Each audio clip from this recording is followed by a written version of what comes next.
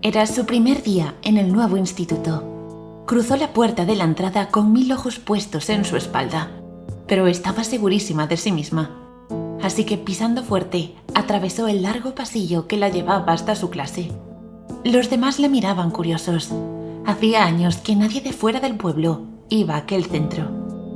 Elena se había mudado al pueblo ese verano. Su padre era director de banco y tras un reajuste en su compañía le habían asignado un empleo a 230 kilómetros de su casa. En general, el traslado no había sentado muy bien a la familia, que llevaban viviendo más de 20 años en la misma casa. En cambio, Elena estaba contenta. Le gustaban los retos. Era su último año de instituto y tendría que esforzarse el doble para conseguir buenas notas. Y estaba segura de conseguirlo. Quería ser ingeniera informática para crear videojuegos. Esa era su otra gran pasión. Por eso entraba tan decidida a clase. Estaba segura de sí misma y no tenía miedo a nada. Sus compañeros la observaban y cuchicheaban, pero eso ya se lo esperaba. Así que entró, se sentó en primera fila y esperó pacientemente a que entrase la profesora. Todos se conocían. El pueblo era pequeño, así que la mayoría llevaban estudiando juntos toda la vida. Por eso, al poco de comenzar, la profesora le pidió a Elena que se presentara. Ella, sin dudarlo, se levantó, dijo su nombre y explicó el motivo de su traslado. Después de eso, la profesora inició la clase, sin más miramientos. Al principio, ningún compañero se acercaba a ella. No estaba preocupada, pero se aburría en los descansos, así que intentó acercarse a un par de chicas que le parecían simpáticas. Ellas eran amables y contestaban a sus preguntas, pero cuando veían una oportunidad se escapaban. Así que empezó a pasar los descansos en el aula de informática. Allí encontró una especie de reservado en el que podía divertirse con sus videojuegos o estudiar. Nadie la molestaba. A veces, incluso aprovechaba para hacer sus tareas. De este modo, adelantaba el trabajo de casa y tenía la tarde libre para hacer otras cosas. Los días fueron pasando y su rutina se afianzó. Sus compañeros seguían sin integrarla, pero ella ya tenía a sus amigos de siempre y ahora había encontrado un pasatiempo para las horas muertas, así que le dio igual. Le extrañaba que pese a estar muy bien equipada, prácticamente nadie iba a aquella aula.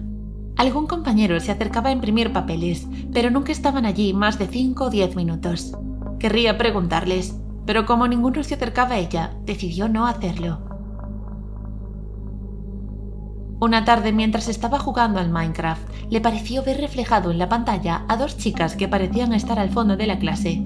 Se giró rápidamente, pero no vio a nadie, y lamentó haberse despistado. Había perdido la partida. Pero la historia se repitió en los siguientes días. Si no era la pantalla, era su espejo de mano. Si no era el espejo, era un cristal. Aquellas 2 chicas aparecían constantemente. Eran tan iguales que Elena enseguida dedujo que eran gemelas.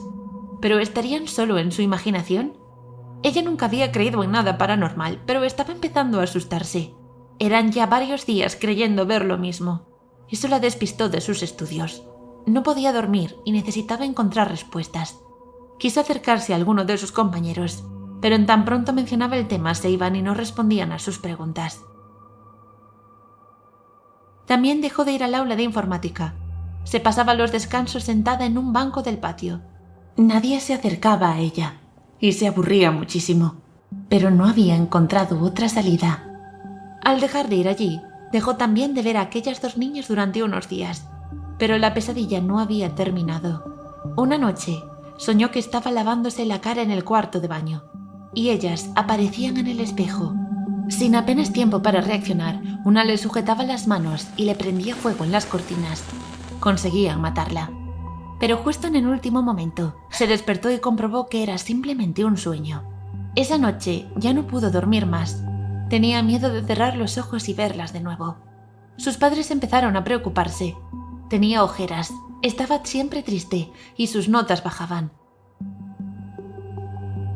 Ella decidió que no podía seguir así que se puso a investigar sucesos trágicos con gemelas, y sin mucho esfuerzo las encontró.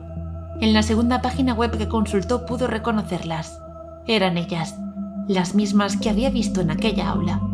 La noticia decía que habían fallecido en un incendio en el colegio hacía 70 años.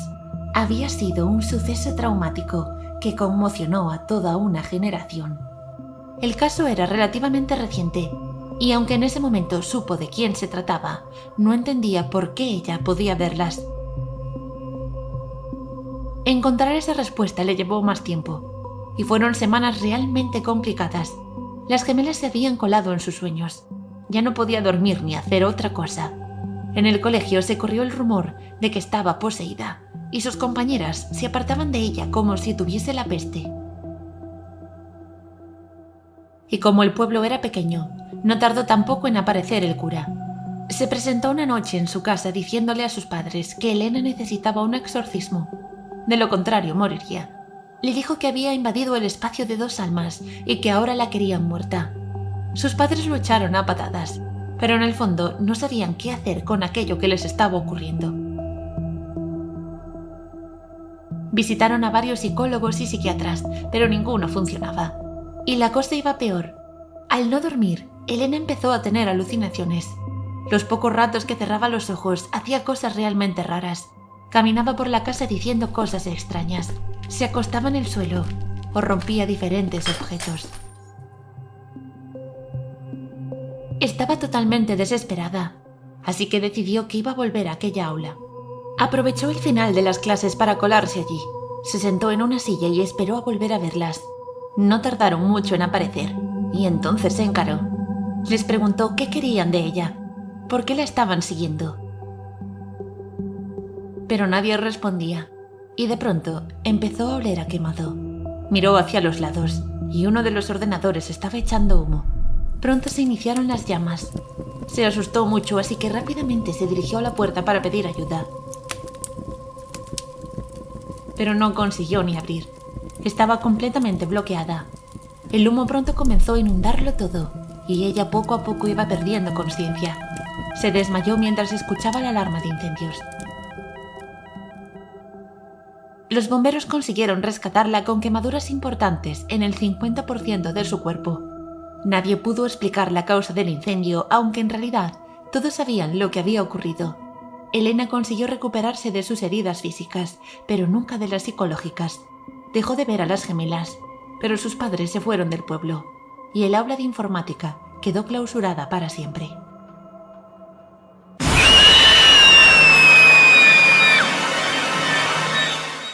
Era un hotel con apenas 3 plantas. Nunca estaba lleno, pero tampoco vacío. Sus habitaciones no eran lujosas y tampoco tenían la mejor ubicación. De hecho, estaba justo al lado de una carretera nacional. Eso era bueno para los que viajaban por trabajo, pero fatal para los que lo hacían por placer. No dejaban de escuchar pasar coches durante toda la noche. Yo lo elegí por la comida. Eso era lo único que destacaba de aquel lugar. Todas las reseñas de Google coincidían en que ofrecían comida casera a un precio muy asequible. Y para qué mentir, también me atrajo el precio. No era muy caro para ser al lado de la ciudad. Necesitaba pasar unos días en la zona porque estaba escribiendo mi nuevo libro y quería pasar por diferentes lugares, salir de mi zona de confort para que las ideas brotaran. Normalmente me funcionaba, pero llevaba meses durmiendo mal, así que no estaba segura de que esta vez lo hiciera. Agarré un avión y luego un taxi. No había otra forma de llegar al hotel. Estaba claro que lo orientaban a clientes que llegaban por carretera. Si no, era imposible alojarse allí. Nada más bajar del taxi me sorprendió lo bonita que era la fachada exterior. Estaba impoluta y no le faltaba detalle. Había flores adornando todas las esquinas y los cristales no tenían ni un punto de suciedad. Eso no me lo esperaba. Pensaba encontrarme el típico bar de carretera, útil pero mejorable. Entré contenta por lo que me había encontrado fuera y me dirigí a la recepción. Allí había una joven que, según mis cálculos, no debía pasar mucho de los 18 años. Estaba perfectamente uniformada y de primeras me habló en un perfecto inglés. Le dije que hablaba español y rápidamente cambió de idioma, disculpándose. Después de registrar mis datos, me acompañó a mi habitación. Estaba bastante sorprendida con lo que iba viendo. No entendía por qué la gente no dejaba mejores reseñas a aquel lugar, porque aparentemente era muy bueno. Eso me produjo cierta curiosidad. Estaba claro que algo me estaba perdiendo. Subí a mi habitación y decidí descansar un rato. El viaje había sido largo y necesitaba despejar la mente para escribir. Todavía era mediodía, así que tenía tiempo luego de conocer el lugar. Intenté que no pasara mucha luz por la ventana y me acosté en la cama. Realmente no debía ser consciente de lo cansada que estaba. Me desperté a las 8 de la tarde. Fuera ya había anochecido y tenía muchísima hambre. La verdad, estaba bastante aturdida. Dormir tantas horas durante el día era algo raro en mí, pero me di una ducha y bajé corriendo al comedor. Para mi sorpresa, no había nadie allí. Estaba completamente sola en un enorme salón con paredes de piedra. La misma recepcionista que me había atendido por la mañana me trajo una pequeña hoja plastificada donde podía leer la carta de comidas.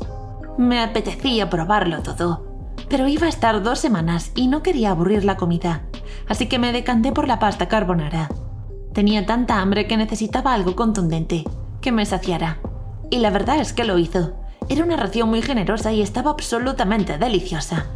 A lo mejor fue a causa del hambre, pero en ese momento pensé que era la mejor pasta que había comido en mi vida. Me ofrecieron postre, pero no soy mucho de dulce, así que lo rechacé. Simplemente pedí un té y me quedé allí sentada, observando. Me volvió a extrañar que nadie más entrase al comedor. Era la hora de la cena y me constaba que había más huéspedes. La recepcionista volvía de vez en cuando a preguntarme si necesitaba algo.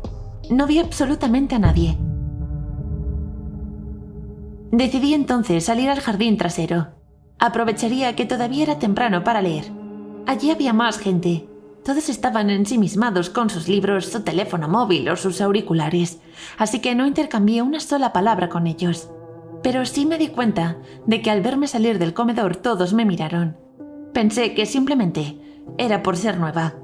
Me sumergí en mi lectura y perdí la noción del tiempo. 2 horas después se apagaron las luces del jardín.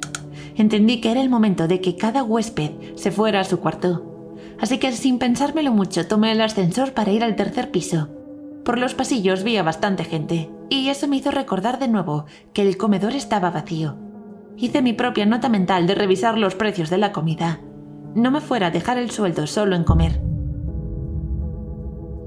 Me lavé los dientes y me metí en la cama. Pero después de dormir toda la tarde, sabía que no iba a conciliar el sueño tan rápidamente. Volví a agarrar mi libro y me sumergí de nuevo en el mundo de la protagonista, Sara. Así estuve hasta que escuché unos extraños ruidos en la habitación de al lado. Eran golpes bastante fuertes, como si estuviesen tirando muebles al suelo.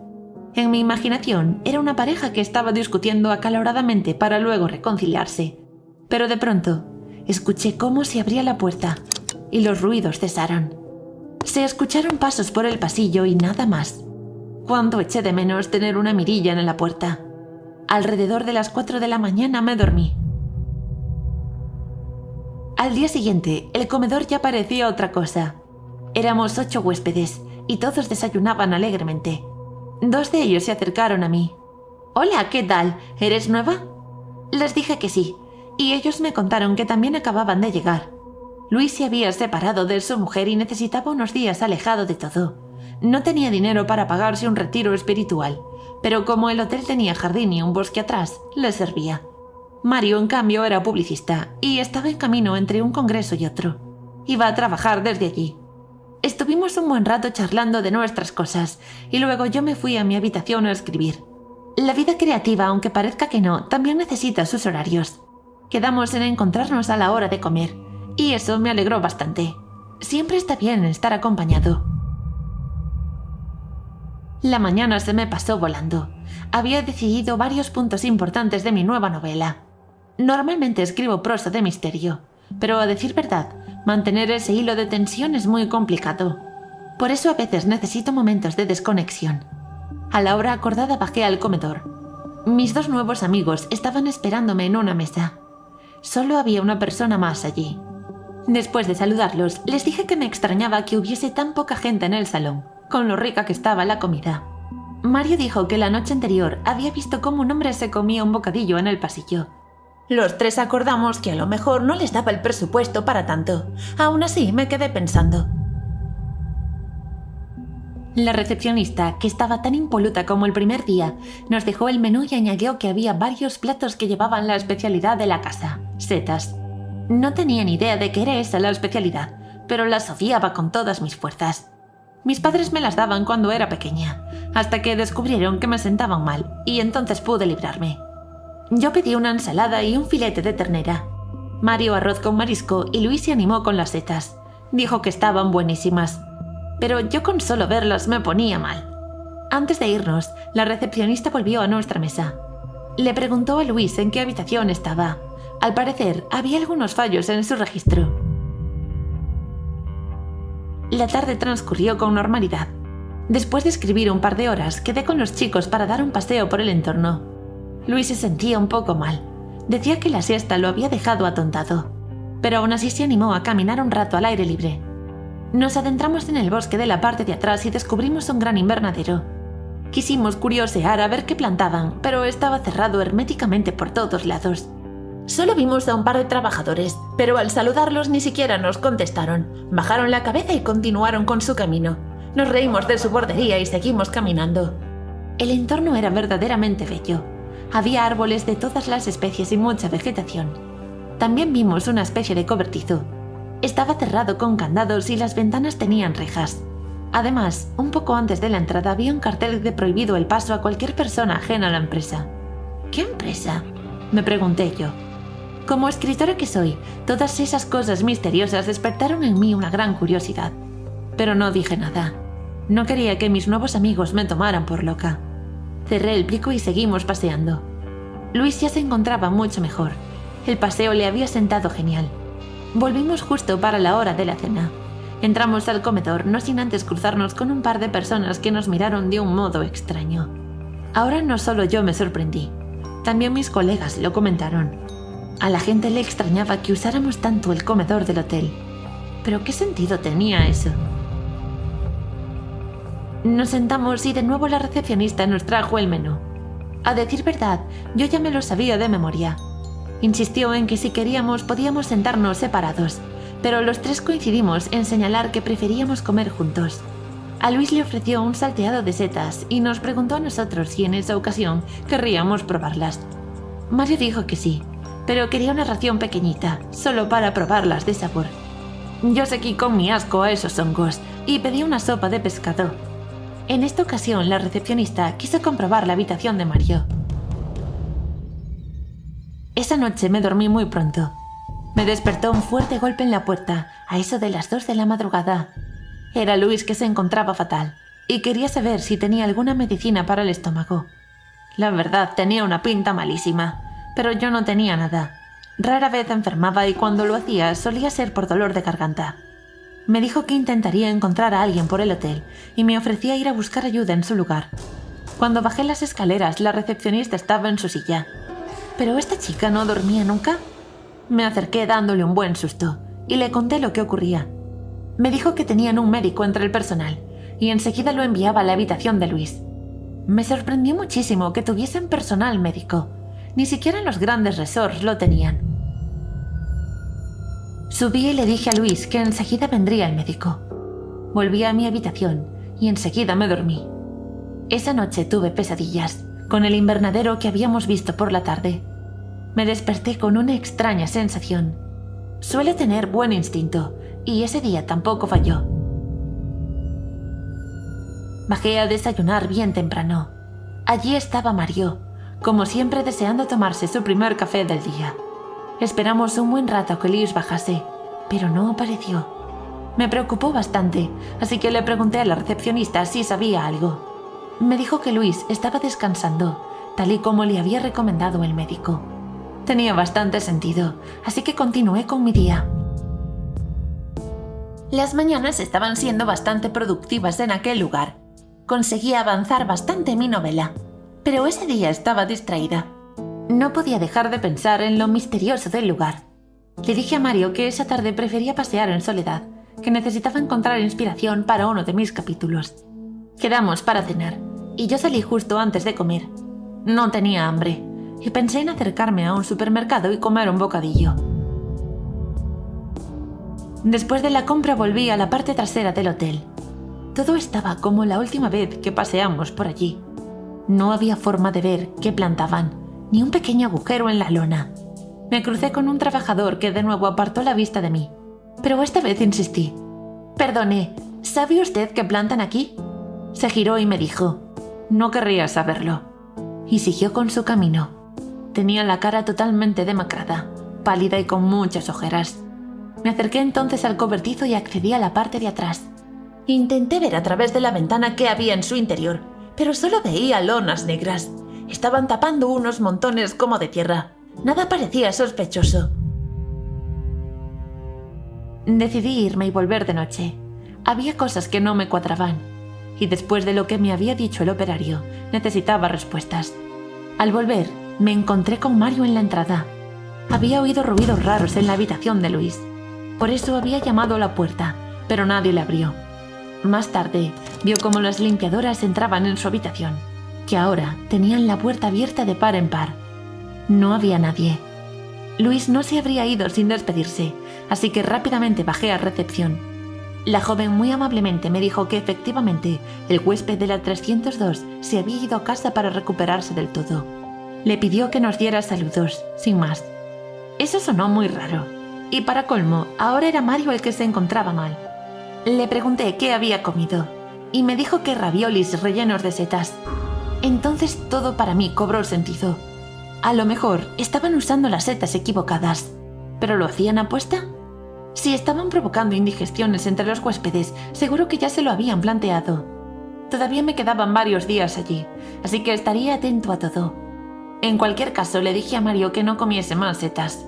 Él contestó: «¿Qué dices si están buenísimas?» Esa noche, tal y como había planeado, volví a bajar. Agarré mi navaja suiza y me dirigí primero al invernadero. Estaba convencida de rajar la lona para ver qué se ocultaba dentro, pero algo llamó mi atención. 2 operarios iban con un carretillo dirección al cobertizo. Abrieron la puerta y se metieron dentro. No sabía si seguirlos o seguir con mi plan, y al final opté por la segunda opción. Pensé que si estaban distraídos allí, no repararían en mi presencia. Conseguí acceder al invernadero, y entonces pude leer una etiqueta: Amanitas faloides. ¿Qué era eso? No tenía ni idea, pero lo anoté en mi cuaderno y salí de allí corriendo. Me escondí bajo unos arbustos y esperé a ver si los operarios salían, pero nada. Había luz allí dentro, y las 2 horas que estuve escondida, nadie salió al cobertizo. ¿Qué podrían estar haciendo tanto tiempo? Aquella situación se volvió una obsesión. Mi instinto me decía que algo extraño estaba ocurriendo, pero poco más podía hacer en ese momento. Así que regresé a mi habitación, encendí el ordenador y googleé Amanitas faloides. Y entonces entendí todo. Es una especie de hongo muy venenoso, aunque de apariencia similar a otras setas comestibles. Estaban envenenando a la gente. No pude esperar y corrí a la habitación de Mario. Di varios golpes en la puerta, pero nadie me abría. Estaba completamente desesperada. No quería que le ocurriese nada malo. Entonces decidí bajar a la cocina. Tuve suerte de que la recepcionista no estaba en su lugar, así que pasé sin problemas. La cocina también estaba desierta y no encontré nada extraño. ¿Qué podía hacer con esa información? ¿Debía llamar a la policía? Decidí esperar al día siguiente y hablar con Mario. Pero al día siguiente, Mario no apareció. De nuevo, la recepcionista me dijo que se había ido por su indisposición. Me pareció de lo más absurdo. Entonces salí corriendo en dirección al cobertizo. La recepcionista me seguía gritando mi nombre y pidiéndome que me detuviera, pero no lo hice. Llegué a la entrada y justo 2 operarios estaban saliendo en ese momento. Los aparté de un golpe y levanté una de las lonas. No me lo podía creer. Eran Luis y Mario. Estaban muertos y apilados junto a otros cuerpos. La recepcionista me seguía de cerca y al verme dentro sacó una pistola de su bolsillo. Pero justo en ese momento llegó una patrulla de policía y me salvó. Uno de los operarios, al ver lo que iba a ocurrir, había denunciado lo sucedido. No podía cargar con más muertos. Al inspeccionar la zona, encontraron a la famosa cocinera del hotel. Era una señora mayor, sin pelo y con muchos kilos. En el momento de la detención, estaba en el invernadero, abonando sus setas con restos de cuerpo humano. Después de muchas investigaciones, concluyeron que los responsables de aquella organización iban experimentando con diferentes cantidades de hongo venenoso para ver hasta dónde resistían los cuerpos. Una vez fallecían, hacían una autopsia minuciosa. Así estaban creando un hongo más venenoso todavía, cada vez más letal. No terminé mi novela, pero decidí que esta historia merecía ser contada, porque nunca se me ocurriría algo más terrorífico que mis vacaciones en un hotel de carretera.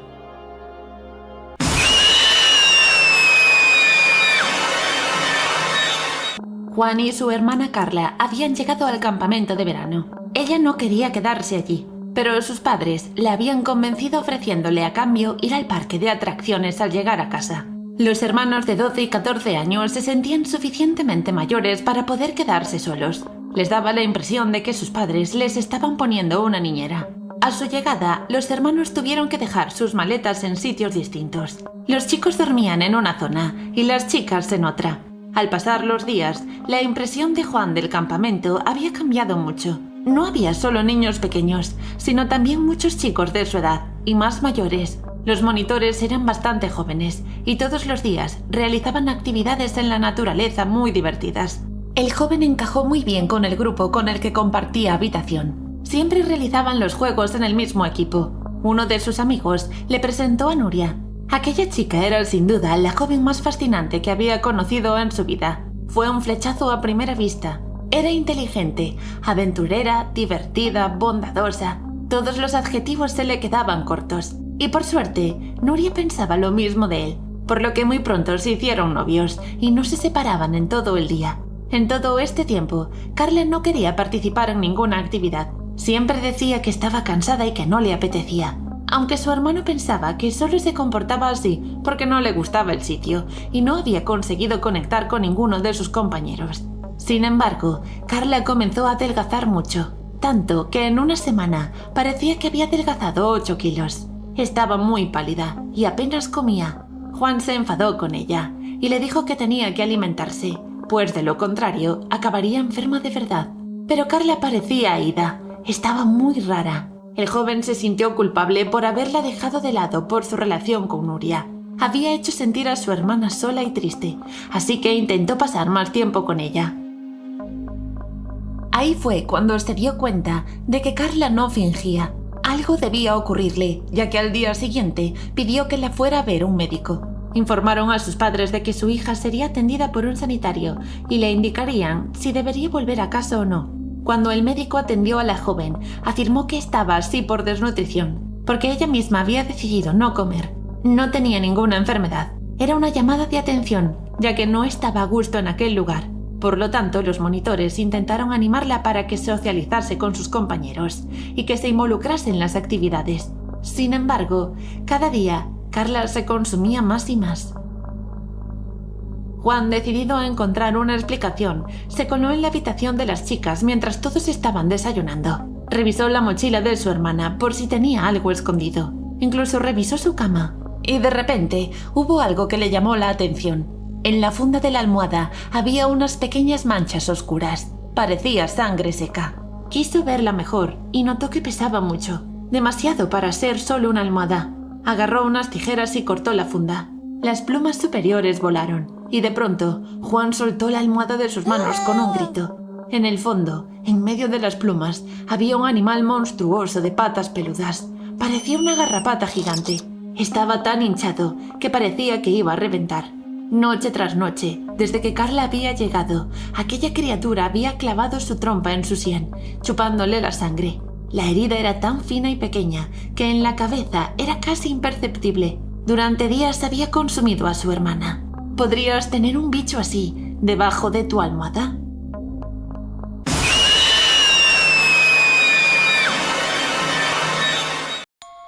Buenas. Antes que nada, creo que debería presentarme. Me llamo Sabrina y nací en México. Os quería contar lo que me ocurrió cuando era pequeña. Son hechos que, hoy en día, siguen sin tener explicación. Mi madre falleció cuando yo nací. Esto hizo que me criara con mi padre. Él lo pasó muy mal, pero hizo todo lo posible para que no me faltara de nada. Y sinceramente, No puedo quejarme. Como él muchas veces trabajaba, tenía que quedarme con mi abuelita, que ya estaba bastante mayor. Cuando eso ocurría, no podía bajar al parque a jugar, así que aprendí a estar en casa sin otros niños y pasármelo bien igualmente.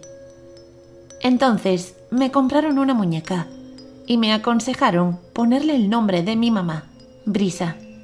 Así sentiría que la tenía más cerca. Al principio la detestaba, porque en el colegio todos hablaban de sus madres y yo no comprendía que la mía no me había abandonado y no era culpable de haberse ido. Pero con el tiempo le empecé a agarrar cariño. Pasaba las tardes junto a ella. Tomábamos el té con otros peluches y le contaba mis inquietudes. En algún momento llegué a sentir que me escuchaba. Una tarde en casa de mi abuela, estaba tumbada en la cama junto a ella, cuando la vi mover los labios. Me levanté rápidamente y corrí a contárselo, pero obviamente no me creyó. Dijo que seguramente me había quedado dormida y lo había soñado. Sin embargo, esa misma noche, que también dormía allí porque mi padre trabajaba, ocurrió algo muy extraño. Me acosté abrazada a la muñeca como siempre, mientras mi abuelita me arropaba y me daba un beso en la frente. Entonces cerré los ojos y comencé a marearme. No podía abrir los párpados, os lo prometo. Lo intenté con todas mis fuerzas. Ni siquiera tenía la capacidad de abrir la boca para pedir ayuda. Sentía que me iba a morir. De un momento a otro, aparecí en lo que creí que era un lago. Al principio estaba bastante desorientada. Era de noche y me costaba ver, hasta que me acostumbré a la oscuridad. Seguí un camino que no me daba muy buena espina. Al menos había antorchas, cuya luz iluminaba unos árboles con los colores muy apagados y las hojas sin vida. Debajo de estos había figuras que no lograba distinguir, que parecían bultos y no quería saber qué eran. De repente vi algo que me dejó congelada. Una muñeca ensartada en un palo. Tenía lágrimas de sangre cayendo por su rostro. Asustada salí corriendo sin saber hacia dónde me dirigía y me topé con un cartel que decía «La isla de las muñecas». Me eché a llorar totalmente horrorizada. ¿Qué hacía en aquel lugar? ¿Era una pesadilla? Sí lo era. Que se acabase ya, por favor. Solo pensaba en que mi abuela viniera a despertarme. Estaba muy asustada. Al girarme, vi que me encontraba en un canal lleno de agua. Enfrente mía había algo que no lograba distinguir. Me acerqué y vi que era una lápida y que al lado tenía un cartel. Había aprendido a leer hacía muy poco, pero se me daba bien. Así que leí las inscripciones. Era la tumba de una niña, con una muñeca encima. El letrero explicaba la historia de aquel lugar. Contaba que la isla, que antes estaba desierta, estaba custodiada por un hombre que vivía allí solo. Un día, mientras caminaba, escuchó unos gritos. Corrió a ver qué estaba ocurriendo y vio cómo una niña se ahogaba en el agua del canal. Aunque intentó salvarla, no pudo hacer nada y jamás logró conocer la identidad de la pequeña. Unos días después, comenzó a ver su fantasma en sueños. Cada vez que salía a vigilar, escuchaba gritos y llantos. Supuestamente, la niña buscaba atormentar al protector de la isla. Al poco tiempo, el hombre encontró una muñeca en el agua. Se dice que era la niña ahogada.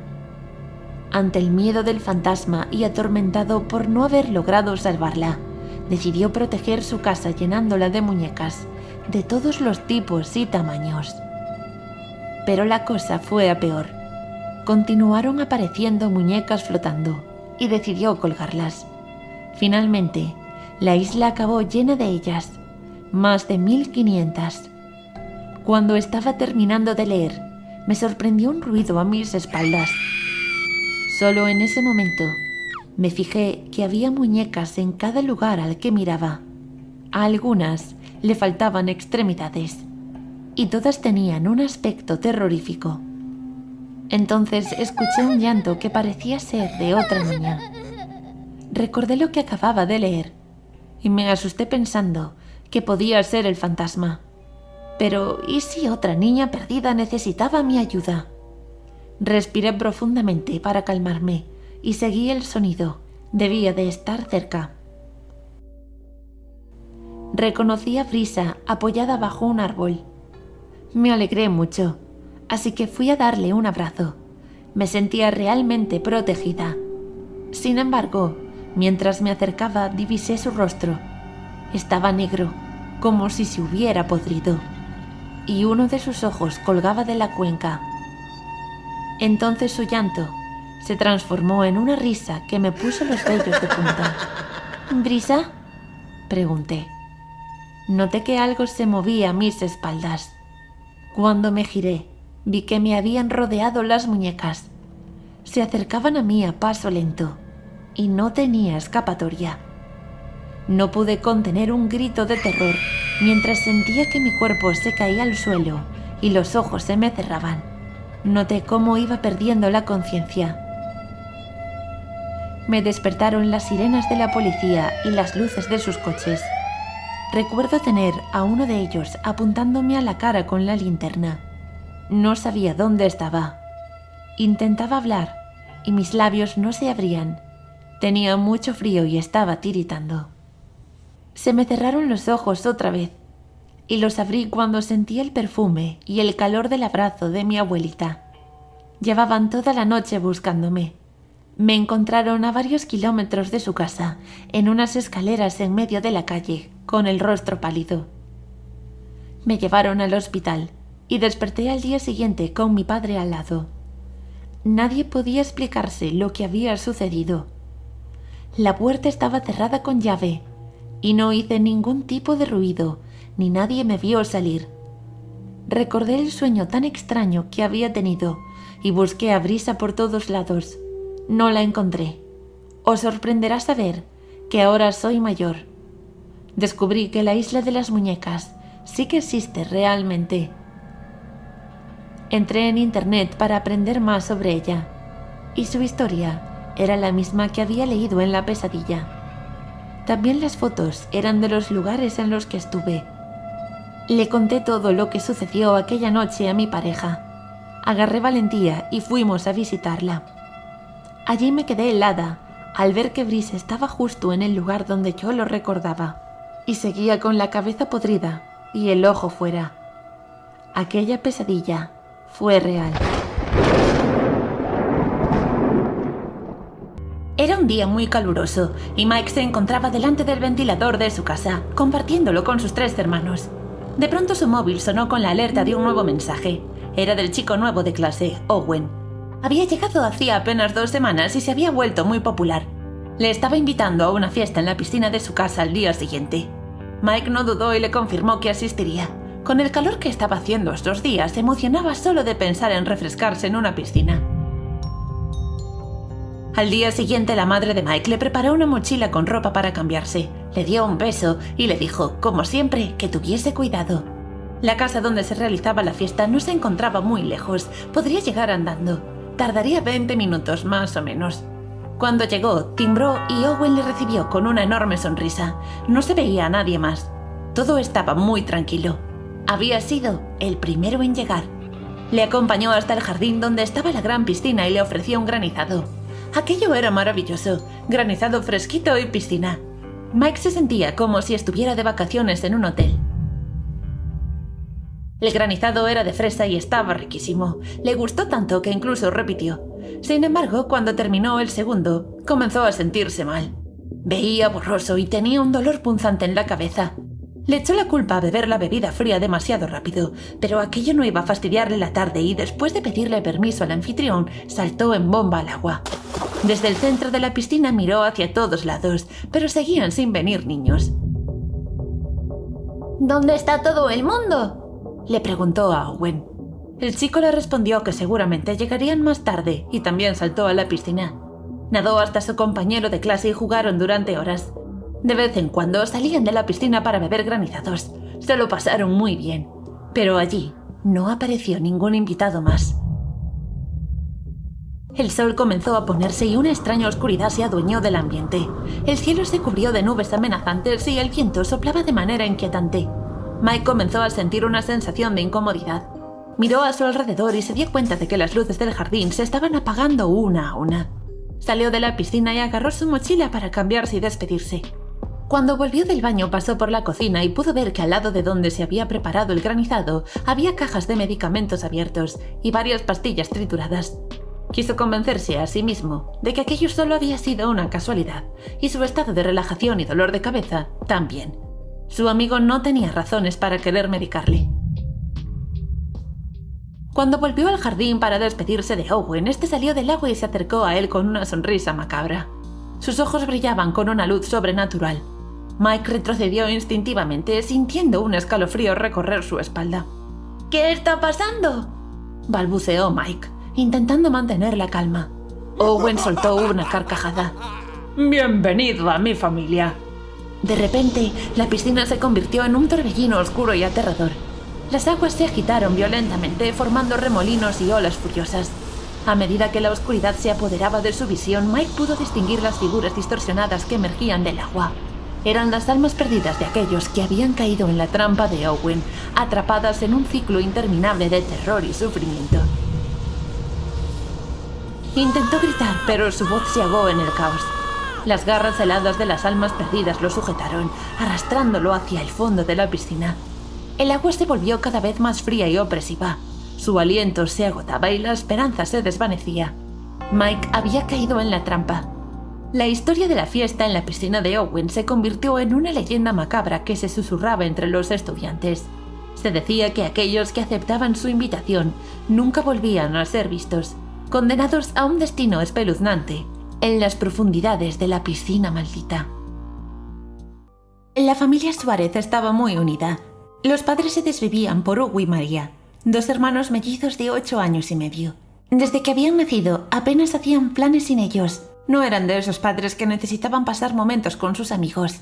Eran felices en la tranquilidad de su hogar. Y es que aquella no era una casa cualquiera, era toda una mansión.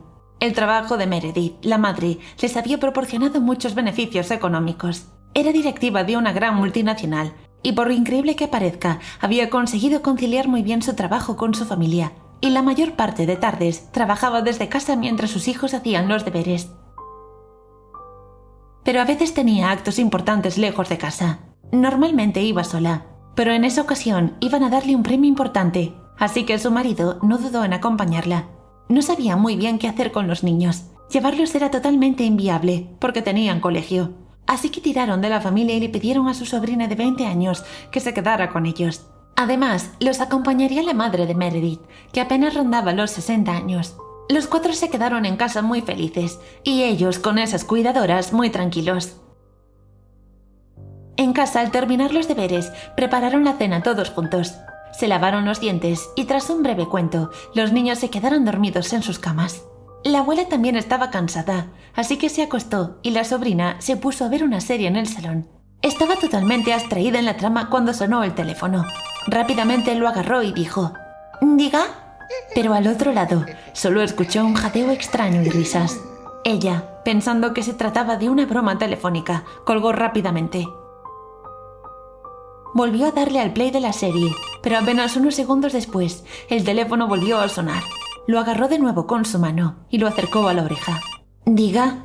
Y al otro lado, escuchó una voz de hombre que dijo: «¿Has subido a ver a los niños?». Ella seguía convencida de que se trataba de una broma. «Esto no tiene gracia». Y colgó. Apenas le dio tiempo de dejar el teléfono en su soporte cuando sonó por tercera vez. Esta vez, ya ni respondió. Solo escuchó: «Ya que no has subido a ver a los niños, me he ocupado yo de ellos. Ahora voy a por ti». Esa última llamada terminó por asustarla del todo. Así que antes de subir a ver que todo estaba correcto, decidió llamar a la policía. A través del teléfono, denunció las amenazas que estaba sufriendo. La policía le pidió que si volvía a llamar, intentara distraerle para que ellos tuviesen tiempo de identificar la llamada. Y no tuvo que esperar mucho. A los pocos segundos, el timbre del teléfono le puso de nuevo los pelos de punta. Antes de él empezar a hablar, ella intentó distraerle con súplicas y llantos. Le pidió por favor que la dejara tranquila, que ellos no se merecían nada malo. Intentó contarle una historia de su familia, pero al final el hombre acabó colgando. Pero enseguida el teléfono sonó de nuevo. Ella pensó que se trataría de nuevo de la misma persona, pero en esa ocasión llamaba a la policía. Ellos le dijeron: «Salga de la casa inmediatamente. Hemos podido localizar las llamadas y vienen del piso de arriba». No se podía creer lo que estaba escuchando, pero solo podía pensar en los pequeños y en sus tíos, que le habían confiado su cuidado. Así que sin dudarlo, subió arriba para intentar ponerlos a salvo. La policía entró en la casa 23 minutos después y encontró 4 cadáveres, absolutamente irreconocibles.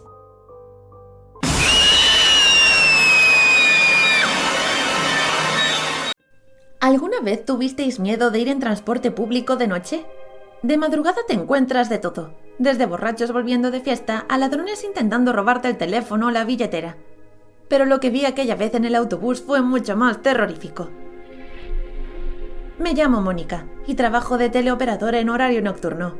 No es el empleo ideal, pero vivo sola. Tengo facturas que pagar y de momento es lo mejor que tengo.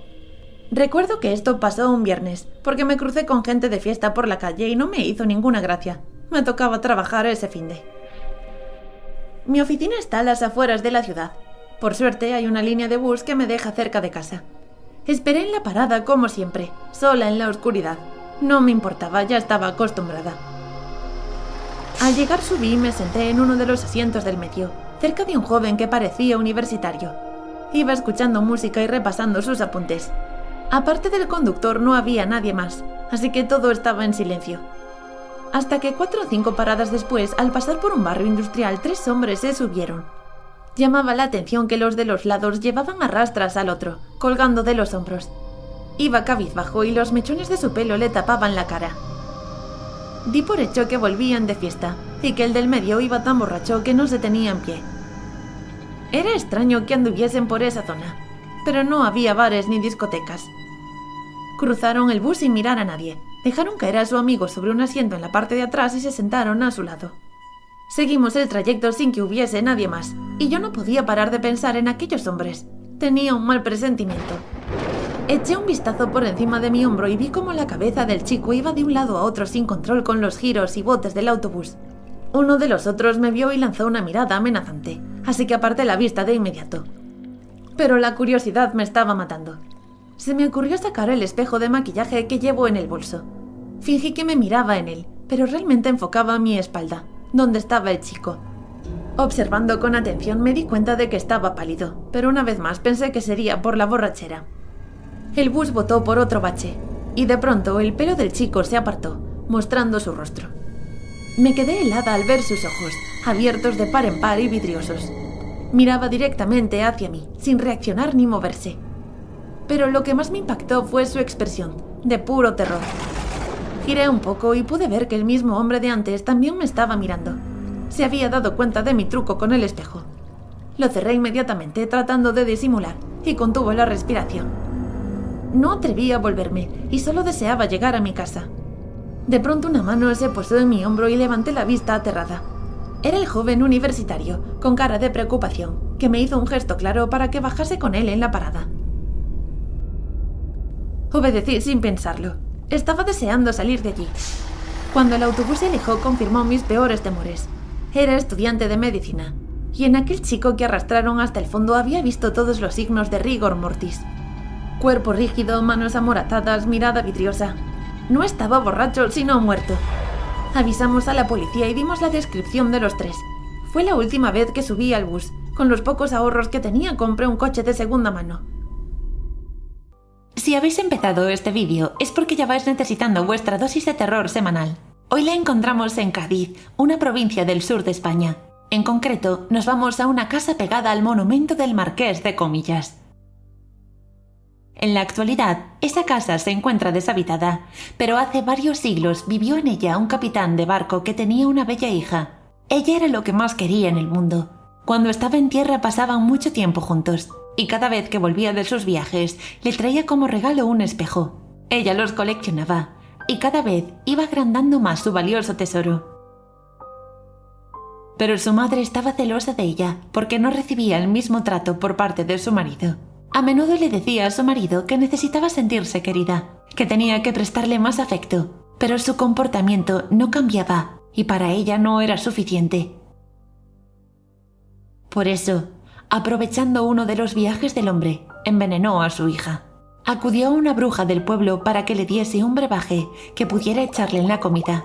Así la joven no se enteró de nada y falleció justo después de comer, cuando se encontraba en su habitación de los espejos. La madre la enterró y mandó aviso a su marido, que al enterarse cambió su rumbo para correr a casa.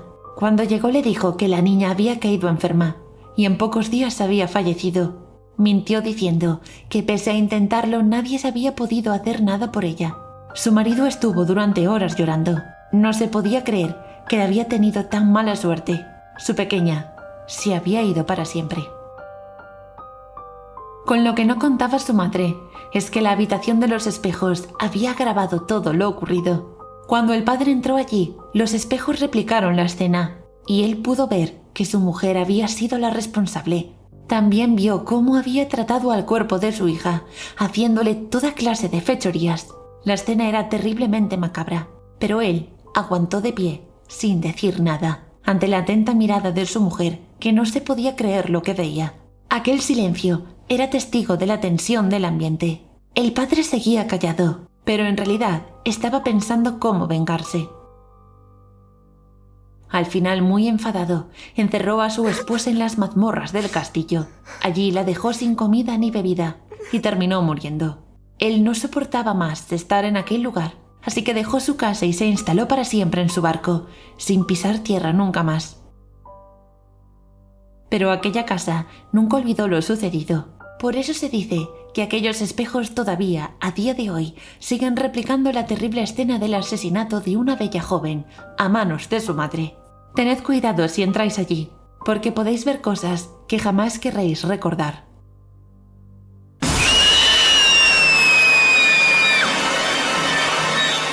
La ánima sola representa un alma en el purgatorio, muy popular en América Latina, Andalucía, Nápoles y Palermo. Cuenta la historia que Celestina Abdégano está condenada a pagar en pena toda la eternidad por lo sucedido el Viernes Santo, el día en el que murió Jesucristo en Jerusalén. Ella pertenecía a un grupo de mujeres piadosas que asistían a los condenados y aquel día había subido al Calvario con un cántaro de agua. Le dio de beber a Dimas y Gestas, pero a Jesús no, por miedo a los judíos. Por ello, fue condenada a sufrir la sed y el calor constante de las llamas del purgatorio. La leyenda dice que el ánima sola es invocada tanto para hacer el bien como para el mal. Muchos devotos le rezan y encienden velas para disminuir sus penas. Otros la invocan para conseguir el amor de una persona o perjudicarla. Se dice que en su invocación se mezcla la magia blanca y la negra. Quienes piden al ánima sola un favor deben pagar su promesa al pie de la letra, tal cual lo ofrecieron en su petición. De lo contrario, ella se vengará. En Venezuela, este espíritu se presenta con mucho poder. En sus ataques de ira y descontrol es muy agresiva, capaz de dañar, lastimar e incluso mover objetos de forma psíquica. Se muestra como una mujer joven de cabellos largos y lindo rostro. No obstante, en otras versiones se la ha representado como una mujer que rompe sus cadenas en un calabozo rodeado de llamas, representando al purgatorio. En muchos pueblos de la cultura venezolana es común pedir favores a almas benditas, colocando velas en un horario determinado durante 9 lunes. Cuando estas peticiones no son cumplidas por parte de los devotos, el ánima sola se les aparece de forma tenebrosa para cobrar su deuda. En uno de los cuentos populares se dice que había una señora muy devota, que uno de los 9 lunes se olvidó de encender las velas como había prometido. Esa noche tocaron a su puerta y al abrirla se encontró con una vieja amiga. La señora le dejó pasar y al poco aquella invitada se convirtió en una enorme sombra negra que cubrió toda la sala. Tomó a la anciana por el cabello y la golpeó dejándole varias heridas. La mujer, llena de miedo, consiguió arrastrarse hasta el altar que tenía en la sala de su casa y con mucha dificultad encendió una vela y pidió perdón por su olvido, prometiendo que no volvería a ocurrir. Justo después, la sombra negra abandonó el hogar, dejando a la anciana aterrada y encendiendo velas diariamente hasta el último de sus días. En algunas zonas de Andalucía, la leyenda popular del ánima sola dice que era la hija de un noble. Aquella joven ayudaba a los más necesitados, pero a su padre no le gustaba que lo hiciera. Se lo prohibió, aunque ella siguió haciéndolo, ignorando sus órdenes. El hombre no iba a permitir que la muchacha faltara a su autoridad. Entonces ordenó que la quemaran en una hoguera. El ánima sola se invoca a través de varios conjuros. El más común es el hechizo de amor o amarre, el cual sirve para hacer que una persona se enamore con magia de otra, o para hacer que un ex regrese con su anterior pareja.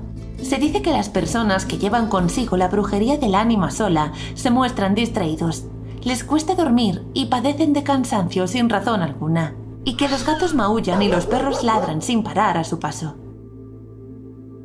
La única manera de alejar a este espíritu es pagando la promesa al completo. ¿Y vosotros, tic-tackers, creéis en esta leyenda?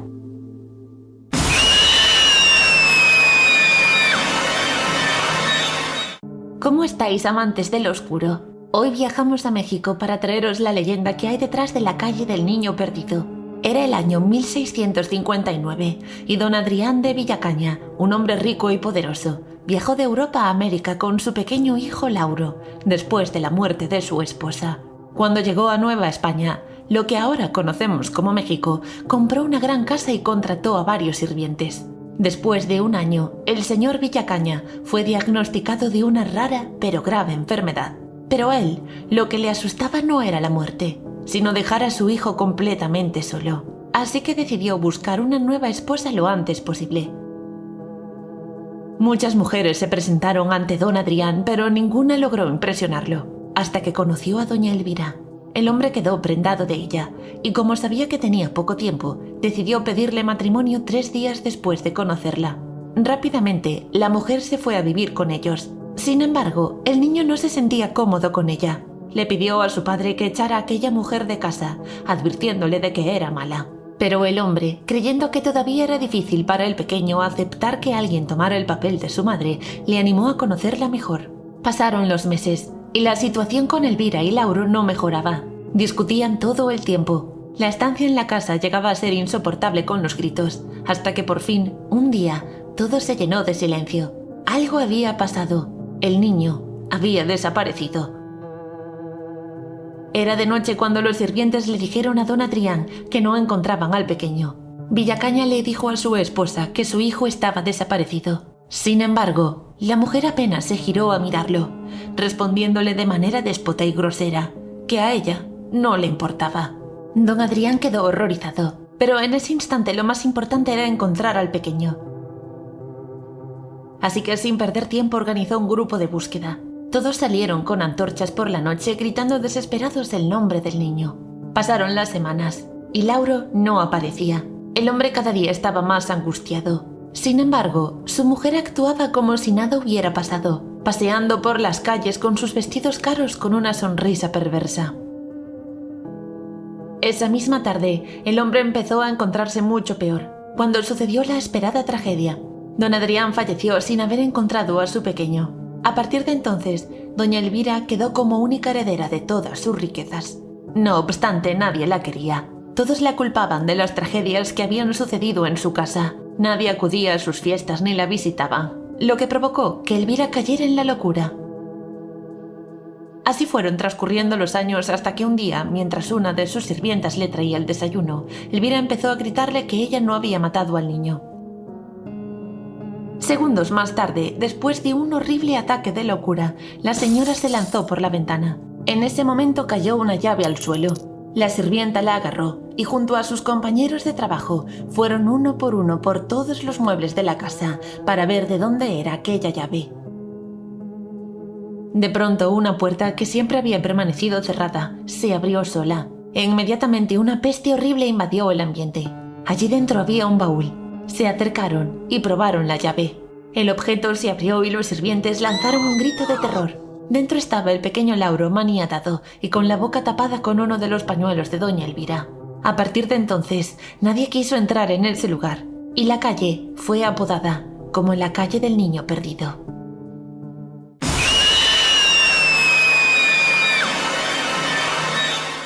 El abogado se sentó a leer el testamento. Se me dibujó una sonrisa de satisfacción, pero rápidamente tuve que fingir y ponerme serio. Mi madre, mi hermana y mi tía no se inmutaban. Si no hubiéramos planeado los 4 la muerte de mi padre, creería que estaban realmente de luto, ya que hacían muy bien su papel con cara de dolidas. El abogado ya había comenzado la lectura. A mis hijos les dejo un viaje único con todos los gastos pagados. Allí tendrán todo lo que necesiten y no les faltará nada. ¿Un viaje? Mi hermana y yo le preguntamos a dónde, y el hombre con cara de pocos amigos nos dijo que lo ponía al final. Bajó la mirada y siguió leyendo. A mi esposa le dejo nuestra vivienda principal, la que ha sido nuestra casa durante estos 30 años de matrimonio. Yo me preguntaba, ¿y lo demás? ¿Las fincas, coches, todo el dinero de la cuenta? El abogado seguía leyendo. A mi cuñada, la hermana de mi mujer, le dejo el resto de mis propiedades y bienes por ser mi amante durante estos años. Levantó la mirada y vio cómo mi madre le gritaba histérica a mi tía. Comenzó a llamarle todos los insultos cuantos existían. Mi tía le decía que eso no era verdad, que ella nunca le haría algo así. Yo estaba en shock. Había matado a mi padre por un simple viaje. No podía creerlo. ¿Pero un viaje a dónde? Se hizo un silencio. No me había dado cuenta de que estaba pensando en voz alta. Mi madre estaba llorando, mi tía arreglándose el pelo, después de los tirones que le habían dado. Mi hermana tecleaba su móvil y el abogado miraba perplejo toda la escena. De pronto, un disparo nos hizo levantar de la silla a todos. El cráneo de mi tía manchó de sangre la mesa y documentos que teníamos delante. Mi madre, temblando, miraba detrás mía y me hacía señales con el dedo de que me girase. Pero yo estaba paralizado viendo con terror el cuerpo sin vida de mi tía. «Tu viaje es el infierno, con un hueco en el cementerio», dijo a mis espaldas una voz familiar. Me giré y ahí estaba mi padre. ¡Vivo! Aquello no era posible. Nosotros le habíamos matado y se encontraba perfectamente frente a nosotros, apuntándonos con su arma. Movió la mano y disparó. 2 veces, 2 balas. No me giré, pero pude intuir que acabaron en el cráneo de mi madre y mi hermana. Él no fallaría, y menos a aquella distancia. «Voy a darte tu última lección, hijo. Cuando quieras matar a alguien, no uses veneno. Es de cobardes». Mi padre sonrió sin emoción. Su mirada era tan fría que me helaba por dentro. «Un consejo más. Cuando intentes matar a alguien, debes asegurarte de que tu enemigo está realmente muerto. Porque si no, puede volver buscando venganza. Traté de enseñarte, pero nunca aprendiste que para que algo salga realmente bien, tienes que hacerlo tú mismo». Miré a mi padre apretar el gatillo y en cámara lenta vi la bala salir para quitarme la vida.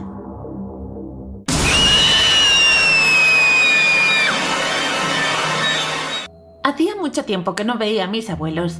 Vivían a 5 horas de nuestra casa y por culpa del colegio y el trabajo de mis padres no podíamos vernos todo lo que queríamos.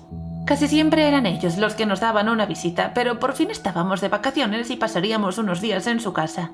Cuando llegamos, mis abuelos me abrazaron muy fuerte y nos insistieron en ir a dar una visita a unos familiares. Mis padres estaban de acuerdo, pero yo estaba cansadísima del viaje. Les pedí quedarme en casa mirando la tele para recuperar fuerzas, así al día siguiente estaría más activa. A mis abuelos no les gustaba la idea. No querían que me quedara sola en casa y se empecinaban en hacerme compañía. Creo que por muchos años que cumpla siempre me verán como una cría. Así que les insistí que por favor confiaran en mí y me dejaran sola. No abriría desconocidos si eso era lo que les preocupaba. Cuando se fueron, me quité las zapatillas y me repanchingué en el sofá. Me dolía bastante la cabeza, no estaba acostumbrada a viajes largos en el coche. Solo me apetecía dormir y despertarme recuperada. Así que apagué la televisión e intenté descansar. No habían pasado ni 5 minutos cuando un ruido me sobresaltó. Había sido un portazo, pero el ruido no vino de la puerta principal, sino que parecía la trasera. Por esta razón no podía haber sido mi familia. La puerta trasera daba al jardín y para entrar por allí desde la calle tendrían que haber escalado el muro. Y no veía a mis abuelos de 75 años con capacidades de alpinista. Fui de cuclillas con mucho cuidado a ver quién había entrado, y lo único que pude ver fue unas huellas con barro. Dios mío, no estaba sola. No sabía qué camino tomar porque tampoco sabía dónde se encontraba la persona que había entrado.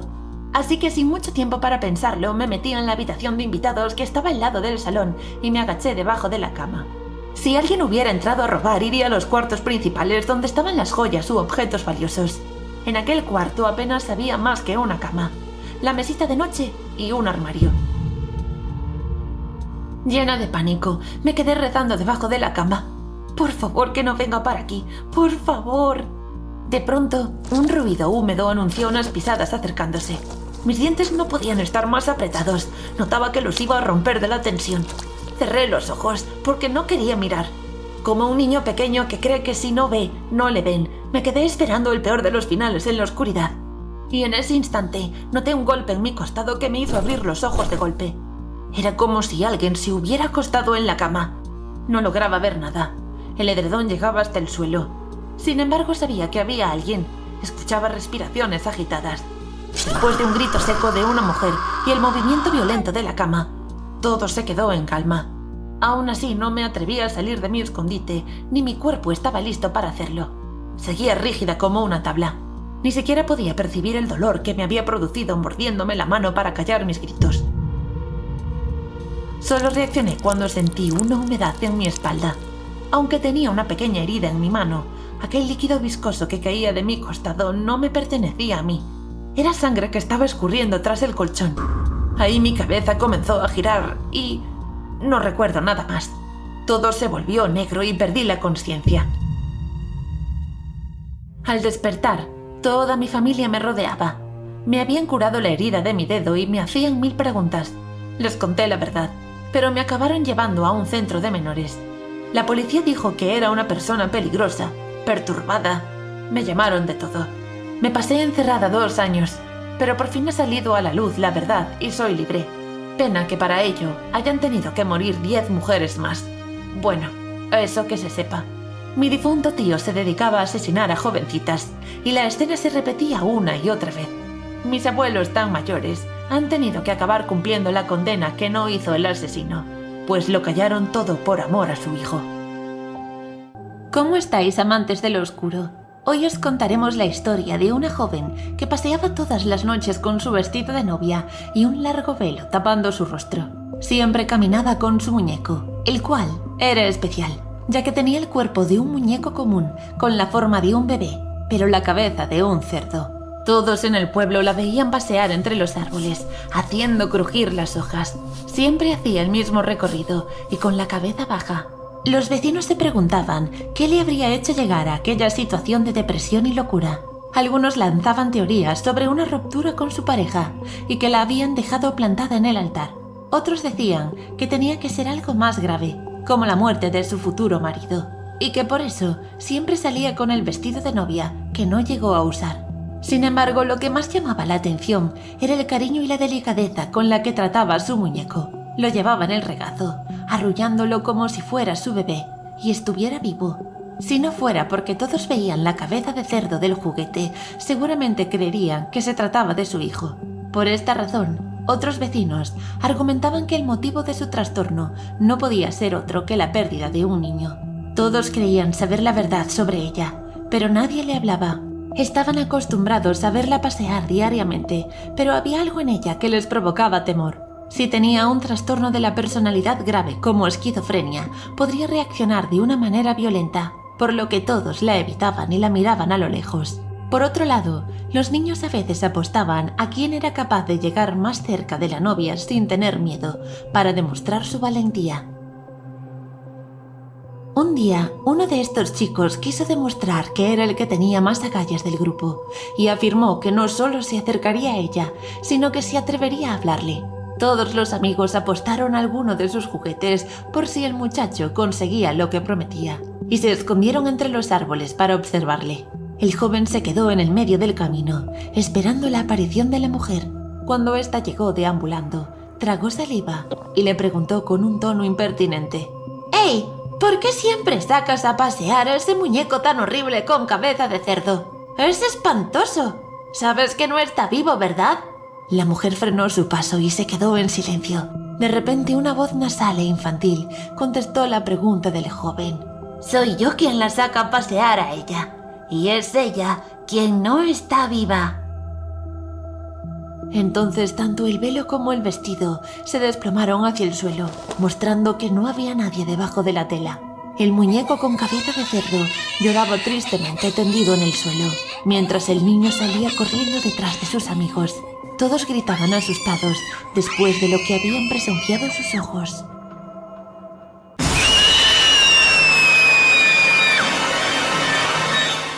Cuenta la leyenda que existe una muñeca italiana llamada Pupa, con poderes sobrenaturales.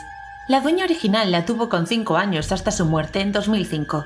Desde ese momento, las actividades de Pupa han aumentado considerablemente y parece que quiere ser liberada de su prisión. Alicia era una joven apasionada de los objetos extraños. Un día, mientras visitaba una tienda de antigüedades, se encontró con una muñeca que le llamó la atención. Por su apariencia, debía tener más de 80 años. Iba vestida con un vestido de fieltro azul y tenía el cabello rubio, peinado en rizos perfectos. La etiqueta en su espalda ponía Pupa. No se lo pensó más y decidió comprarla. La primera noche comenzó a tener sueños extraños. En ellos la muñeca cobraba vida y caminaba por su habitación. Parecía estar vigilándola mientras dormía. No quiso darle importancia, pero pronto la situación empeoró. Alicia comenzó a escuchar ruidos extraños como si alguien caminara por su casa. Además, más de una vez encontró varios objetos en lugares distintos de donde estaban colocados. Intentó ser racional y pensar que todo estaba en su imaginación, pero una noche escuchó algo que la hizo saltar de la cama. Era el sonido de risas infantiles. Encendió la luz y al momento se dio cuenta de que Pupa estaba sentada a su lado, con una sonrisa siniestra. De repente la muñeca comenzó a hablar con una voz grave y amenazante. ¿Por qué me compraste? Sabías lo que pasaría, ¿verdad? Alicia no podía creer lo que estaba sucediendo. La muñeca estaba hablando con ella, y no de una manera amistosa. ¿Qué quieres de mí?, le preguntó temblando de miedo. La muñeca continuó hablando, contándole una historia de maldiciones y asesinatos. Le dijo que había sido creada por una mujer llamada Doña Ignacia y la había hecho con partes del cuerpo de su hija muerta. Mientras se reía, Pupa le contó que traía desgracias y muerte a cualquiera que la poseyera. Alicia se dio cuenta de que estaba en peligro. Intentó huir, pero la muñeca la alcanzó y la atacó. Se aferró a su cuello con fuerza intentando asfixiarla. Con mucho esfuerzo, la joven logró liberarse y salió corriendo de casa. Logró que unos vecinos abrieran la puerta y llamaran a la policía. Cuando las autoridades llegaron al hogar, encontraron la muñeca en el suelo, aparentemente inanimada.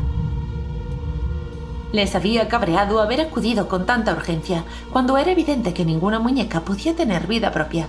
Quisieron introducirla en una bolsa plástica para que la examinasen, pero Pupa repentinamente saltó y los atacó. Los agentes de policía tuvieron que contener a la muñeca mientras la llevaban a comisaría. Alicia nunca volvió a recuperar su tranquilidad después de aquellos sucesos. La muñeca fue puesta bajo custodia policial, pero nadie quería tener nada que ver con ella. A pesar de que fue encerrada en una jaula, la muñeca parecía tener una aura extraña y perturbadora que asustaba incluso a los policías más valientes.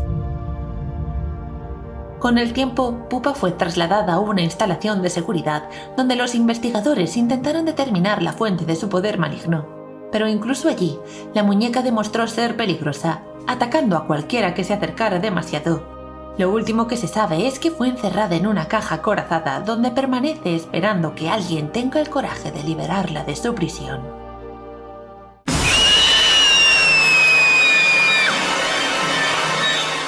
Era verano y las clases habían llegado a su fin. Jake estaba emocionado porque en esas fechas siempre se mudaban a casa de sus abuelos.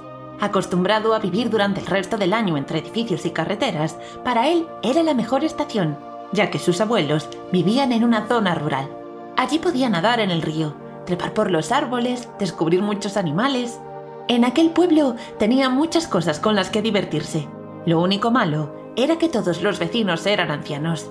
Incluso el colegio del pueblo había sido cerrado hacía 30 años. Él era el único niño allí. Le permitían hacer todo lo que quisiera.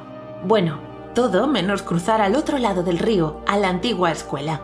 Sus abuelos siempre le decían que si aquel lugar estaba muy sucio y había ratas, que si había cristales y se podía cortar. En definitiva, no querían que se acercara. Un día, jugando en los columpios del jardín, escuchó a unos niños riéndose. Se sorprendió mucho y corrió para ver de dónde venían las voces. ¿Tendría por fin algún amigo con quien jugar? Cuando se acercó al río, pudo ver un grupo de niños jugando en el patio de la escuela abandonada. Se quedó mirando desde la distancia y pronto uno de los pequeños levantó la mirada y le sonrió. «Hola, ven y juega con nosotros», le dijo. Todos los niños, con una sonrisa exageradamente larga, comenzaron a gritar al tiempo. «¡Sé nuestro amigo! ¡Sé nuestro amigo!». Jake sabía que sus abuelos se enfadarían si les desobedecía, pero estaba tan emocionado que decidió cruzar al otro lado del río. Con cuidado saltó entre las piedras que permitían atravesar el arroyo. A medida que se acercaba, el canto de los niños se oía más alto y sus sonrisas se ensanchaban más y más. Justo cuando estaba a punto de saltar la última piedra, una mano le agarró por detrás. Era su abuelo que le arrastraba hacia casa. Al llegar, el niño le preguntó por qué no podía ir, y su abuelo le dijo que era un sitio peligroso. ¿Peligroso? ¡Pero si no había nada! A medida que iban pasando los días, Jake no podía sacarse a aquellos niños de la cabeza. No era capaz de divertirse con nada. Solo deseaba volver allí y ver si seguían en el mismo sitio. Así que, sin que sus abuelos se enterasen, salió de casa a hurtadillas y corrió hacia el río. Cuando estaba cerca, pudo escuchar de nuevo a los niños llamándole. «¡Sé nuestro amigo! ¡Sé nuestro amigo!». Se reían a carcajadas. Parecía que lo estaban pasando muy bien. Sus bocas dibujaban una sonrisa tan larga que parecía irreal. Estaban realmente felices de que Jake estuviera allí con ellos.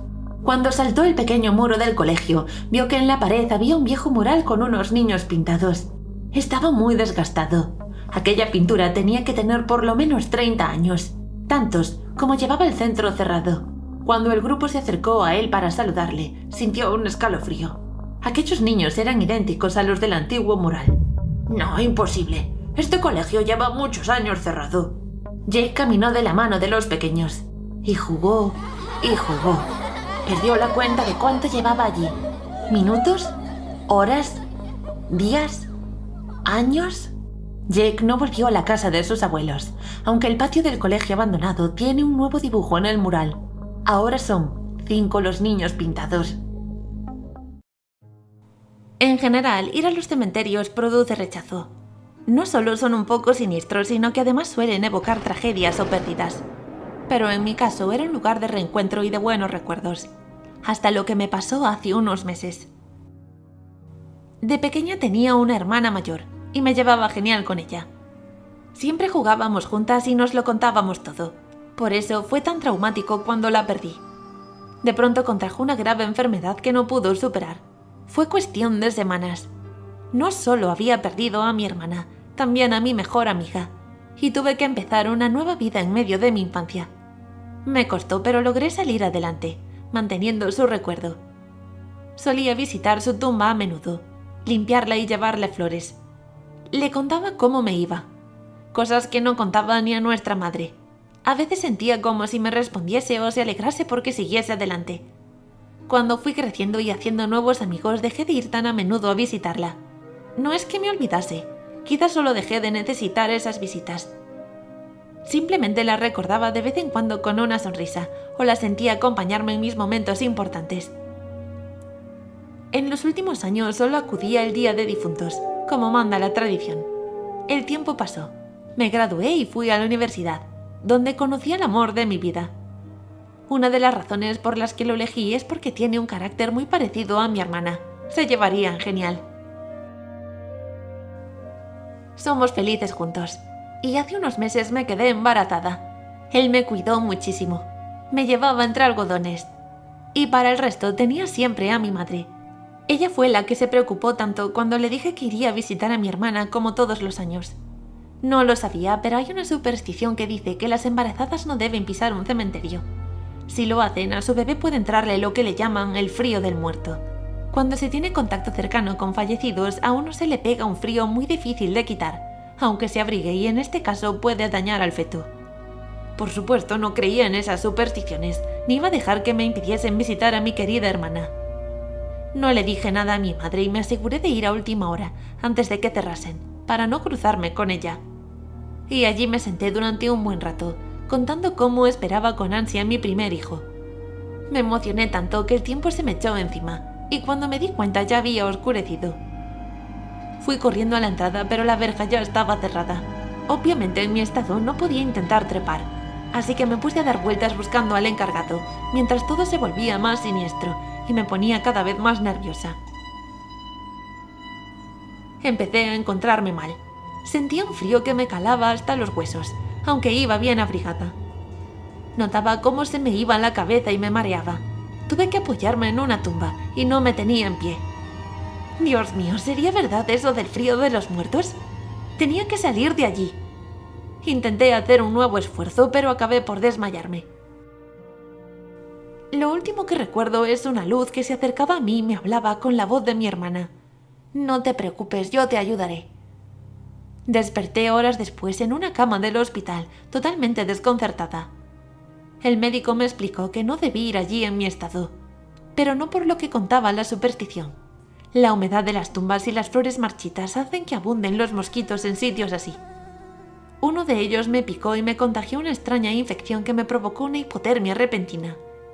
Podría haber sido fatal para mi embarazo, pero por suerte el encargado me encontró a tiempo y me llevó al hospital. Dijo que me encontró gracias a la luz que llevaba, aunque no recuerdo haber sacado mi teléfono para alumbrarme. Quiero pensar que era otra cosa. Había alguien más allí que velaba por nosotros. Gracias, hermanita. ¿Cómo estáis, amantes del oscuro? Hoy os traemos una leyenda de la provincia de Pontevedra, España. Allí encontramos un cementerio, en la pequeña localidad de Mondariz, que ha aterrorizado a varias generaciones. Juan Luis se había ido de vacaciones a Pontevedra con varios amigos. Los primeros días los dedicaron a ver el centro de la ciudad y después decidieron visitar los pequeños pueblos de los alrededores. Así llegaron a Mondariz y se alojaron en un hotel situado en las inmediaciones de un bosque. Uno de sus amigos quiso salir de noche a visitar el monte. Aunque al resto no le apetecía mucho, le acompañaron por el oscuro camino. Después de andar 1 kilómetro, llegaron a un cementerio. Tenía una puerta muy alta con verjas de hierro. El grupo de amigos decidió entrar a curiosear. El cementerio parecía estar abandonado. La hierba no estaba muy cuidada e incluso había tumbas semiabiertas. Después de dar un rodeo, salieron del lugar y se encontraron a un hombre que corría despavorido. Al verlos, les dijo que se escondieran muy bien, ya que si no lo hacían, morirían. Los chicos se rieron del hombre, mientras él se perdía en la oscuridad. Siguieron su camino cuando de pronto escucharon una especie de murmullos. Poco después, vieron un resplandor que se acercaba a ellos y escucharon pasos. Juan Luis y sus amigos se miraron y asustados corrieron al cementerio de nuevo para esconderse. No quisieron mirar qué o quiénes eran. Permanecieron callados detrás de una pared, mientras sentían cómo un grupo de gente pasaba al lado de ellos. En ese instante, empezó a oler muy fuerte a quemado. El grupo permaneció totalmente inmóvil y en silencio hasta que poco a poco los pasos se fueron alejando. Cuando ya no escucharon nada, salieron de su escondite y vieron huellas en el suelo húmedo. El rastro de pisadas seguía la misma dirección que había tomado el señor que había escapado corriendo. Juan Luis y sus amigos salieron del bosque y volvieron al hotel. Cuando entraron, en la recepción había un anciano que al verlos les gritó, pidiéndoles explicaciones de por qué habían salido al bosque por la noche. Después de contarles lo sucedido, el hombre empezó a rezar por ellos. Les dijo que por la noche en los montes gallegos, y sobre todo con la luna llena, se puede encontrar a la Santa Compañía. Si alguien se cruza con este grupo de encapuchados, estos le entregarán un hueso encendido a modo de antorcha, para vagar con ellos durante el resto de la eternidad. No se les puede mirar. Si alguien se atreve a hacerlo, deberá dibujar un círculo en el suelo y permanecer dentro hasta que pasen de largo. Y el que no se atreva a mirarles, deberá esconderse muy bien y rezar para que no le vean. En aquel cementerio de Mondariz solo estaban enterradas las víctimas de la Santa Compañía. Se dice que esas almas están maldecidas. Por eso el lugar está escondido y apartado del pueblo. Juan Luis le preguntó al anciano por los pasos que habían escuchado, a lo que el hombre le contestó que solo podían ser los pasos de la Santa Compañía. El grupo de amigos nunca supo lo que ocurrió esa noche, pero aquel hombre que escapó corriendo al lado del cementerio nunca volvió al pueblo.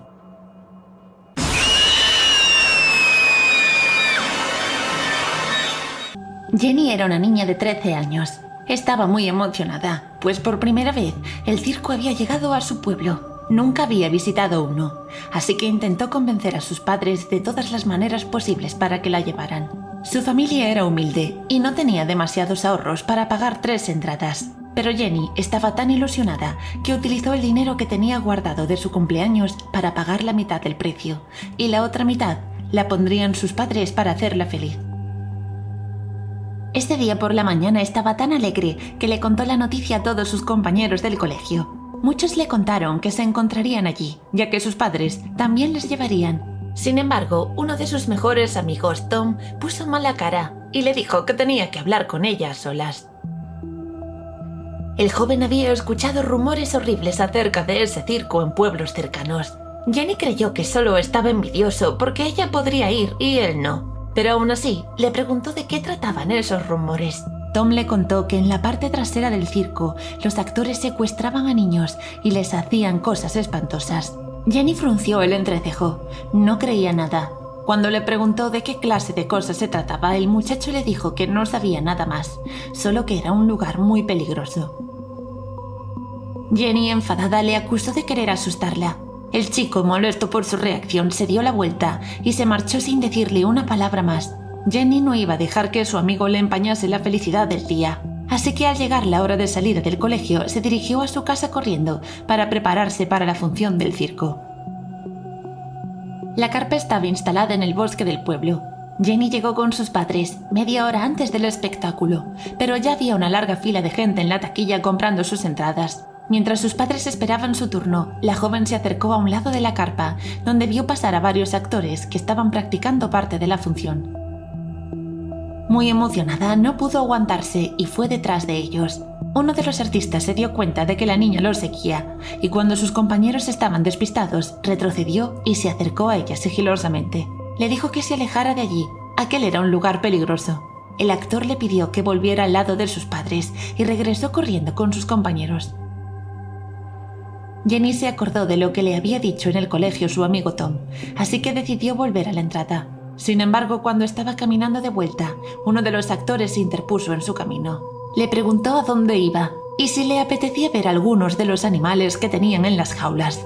La joven le miró con ojos abiertos como platos y contestó emocionada que le encantaría ver al león y al tigre de cerca. El actor le dio la mano y la invitó a entrar en la carpa. Jenny sentía que lo que estaba haciendo estaba mal. Si sus padres veían que tardaba tanto, se iban a angustiar. Le pidió al artista que la dejara salir, pero él la agarró de la mano más fuerte.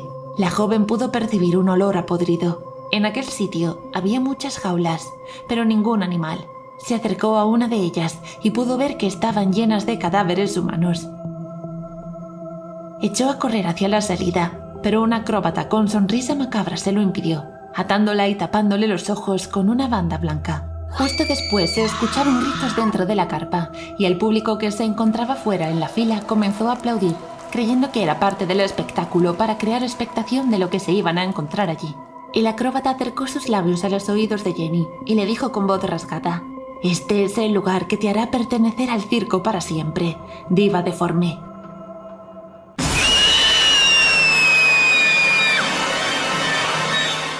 Un matrimonio y su hijo pequeño viajaban por la montaña de noche, en una carretera estrecha y solitaria. La niebla era tan densa que apenas podían ver más allá de sus faros, y las curvas eran tan pronunciadas que el vértigo les hacía sentir que el coche estaba al borde del abismo. El hombre era el que conducía y se mantenía muy atento a la carretera, hasta que de repente se encontraron con una figura ensangrentada que se cruzó en su camino. El conductor frenó en seco y bajó del automóvil para ayudar a la mujer. Al principio ella parecía estar en estado de shock, pero luego comenzó a hablar de un accidente. Les suplicó que la ayudaran, ya que su bebé estaba atrapado en su coche que se había precipitado por el barranco. Ella había intentado sacarlo, pero no había sido capaz. Si no se daban prisa, su hijo moriría desangrado. La caída había sido desde unos 7 u 8 metros, y entre la vegetación y la niebla se hacía muy difícil encontrar el camino hasta el coche destrozado. El hombre se acercó poco a poco con una linterna y, guiado por el llanto del niño, corrió hacia el lugar del accidente. Allí estaba el pequeño, sollozando desconsoladamente con una brecha en su cabeza de la que no paraba de salir sangre. Lo que encontró allí fue tan terrorífico que no podía creerlo, pero no había tiempo que perder. Después de varios cortes intentando mover los hierros que aprisionaban al bebé, consiguió liberarlo y subió con él en brazos. Su mujer le vio muy nervioso y le preguntó qué le había pasado, pero el hombre no podía articular palabra. La madre de la criatura había bajado por el barranco detrás de él para intentar salvar a su hijo, pero aún no había vuelto a subir. Por ello, su esposa le pidió que esperase unos minutos a que volviera y llevarla también a un hospital. Su marido le dijo que agarrase al bebé herido y que no había tiempo para esperar por nadie. Aquel bebé necesitaba ayuda urgente. El conductor arrancó el coche y condujo lo más rápido que le permitía la niebla. Entonces, las ruedas comenzaron a patinar y el coche ralentizó su marcha. Su mujer se dio cuenta a través de los espejos que la madre del niño lo seguía. Estaba muy asustada y le pidió a su marido que parase el coche inmediatamente. No podían dejar a aquella señora ensangrentada en la calle, también debían ayudarla. Él le pidió que se tranquilizara y que una vez llegaran al hospital le contaría todo. En cuanto entraron en el centro sanitario, los médicos atendieron al pequeño y llamaron a la policía para contar lo ocurrido. Ahí fue cuando, más calmado, el hombre pudo contarle lo ocurrido a su mujer. Cuando bajó el barranco y encontró el vehículo accidentado, vio a la mujer ensangrentada de la carretera, muerta, en el asiento del conductor. No podía entender quién le había hablado minutos antes, pero poco después de liberar al pequeño, la mujer ensangrentada bajó a su encuentro. Le dijo que ya era tarde para ella. Ya solo era un espíritu, un alma perdida, y su última misión antes de abandonar el mundo terrenal era conseguir que alguien salvara a su bebé. Y así lo hizo. Les ayudó y les acompañó detrás todo el camino, ayudando a que su coche llegase sin problemas al hospital. Me llamo Susana y tengo 19 años. Hoy os quiero confesar que hay un sueño que me atormenta desde pequeña. Más que un sueño, es una horrible pesadilla. Para que lo entendáis, en mi familia ocurrió algo que nos robó la felicidad para siempre. Mi hermana Sara falleció con 3 años. Por aquel entonces tenía solo 1. Mis padres, como ya os imaginaréis, quedaron totalmente destrozados y nunca llegaron a recuperarse del todo. Crecí entre conversaciones que una y otra vez recordaban a mi hermana. Y de tanto escuchar hablar de ella, acabó convirtiéndose en la protagonista de mis sueños. Al principio eran cosas bonitas, escenas que podrían haber sucedido si ella no hubiese muerto. Me imaginaba constantemente cómo sería crecer con una hermana mayor, tener una compañera de juegos en casa o que mis padres fuesen felices. Pero con el tiempo esos sueños fueron cambiando y se convirtieron en auténticas pesadillas. El cambio fue progresivo. Hubo una época en la que creía no soñar, o al menos no recordaba nada por la mañana. Después vagos recuerdos de una niña pequeña con cara de enfado, y más tarde llegaron los cuchillos. Esa pequeña, como me imaginaba que sería Sara, llevaba siempre uno en la mano. Así estuve un año más o menos. Me levantaba con una sensación rara, no entendía nada, pero tampoco le daba demasiada importancia. ¿Desde cuándo tenemos que entender nuestros sueños? Pero la cosa fue a peor y las pesadillas se hicieron más intensas. Soñaba que mi hermana intentaba cortarme con el cuchillo. No tenía claro qué pretendía, pero quería hacerme daño, eso seguro. Cada vez dormía peor y mis padres no paraban de preguntarme qué ocurría, pero no les podía decir la verdad. Les partiría el corazón si les contase que soñaba que mi hermana quería matarme. Busqué por internet 1000 remedios para no tener pesadillas. Hice algunos rituales que encontré y otras muchas cosas, pero nada funcionaba. Mi hermana volvía a mí cada noche, y eso me estaba consumiendo. Me agobié tanto que hasta dejé de comer. Mis padres se pusieron muy paranoicos y querían llevarme a todos los médicos posibles para averiguar qué me pasaba. Además de sufrir insomnio y cansancio, me sentía fatal por soñar esas cosas horribles, con lo que siempre había deseado conocerla. y de repente los sueños me dieron una tregua, sin más. Dormí profundamente durante 2 semanas. No recordaba ya lo que era despertarse descansada y con ganas de hacer cosas. No me olvidé del tema, pero al menos era un descanso. Sin embargo, una noche el sueño volvió con más fuerza que nunca. Mi hermana estaba en la entrada de mi cuarto, y como siempre llevaba en la mano aquel enorme cuchillo. Se acercó a mí muy lentamente, mirándome directamente a los ojos. Ya a mi lado empezó a acariciar mi mejilla con la hoja cortante. Y entonces lo dijo esa horrible frase que me atormenta. Quiero arrancarte la piel. Me desperté sobresaltada y gritando. Mis padres vinieron corriendo y no pude más. Les conté absolutamente todo.